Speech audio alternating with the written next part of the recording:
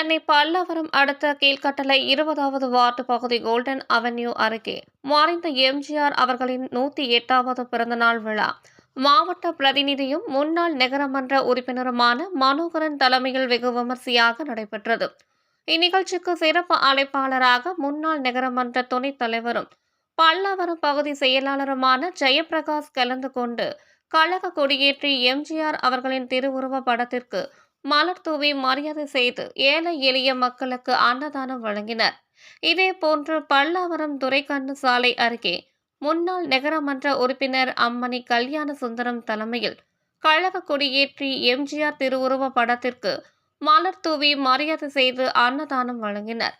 இதில் முன்னாள் நகரமன்ற உறுப்பினர் குமார், மாவட்ட மாணவரணி இணை செயலாளர் சந்திரசேகர ராஜா உட்பட பல்லாவரம் பகுதி மற்றும் வார்டு கழக நிர்வாகிகள் ஏராளமானோர் கலந்து கொண்டனர்.